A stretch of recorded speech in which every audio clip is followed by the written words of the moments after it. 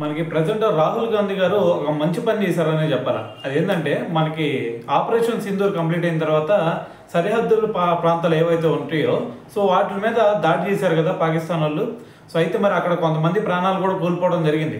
అయితే మరి ఆ ప్రాణాలు కోల్పోయిన తర్వాత మరి వాళ్ళ పిల్లలు వీళ్ళందరూ ఉంటారు కదా. సో మరి వాళ్ళలో ఎవరైతే తల్లిదండ్రులను కోల్పోయిన ఉన్నారో సో వాళ్ళందరిని కూడా ఒక లిస్టు చేయమని చెప్పేసి అంతకుముందు ఆదేశాలు జారీ చేశారు. అయితే మరి దానికి సంబంధించి మొత్తం కూడా ఒక 22 మంది పిల్లలు అయితే ఉన్నారనమాట. సో అయితే వాళ్ళందరినీ కూడా ఇప్పుడు రాహుల్ గాంధీ గారు దత్తత తీసుకొని ఉన్నారు.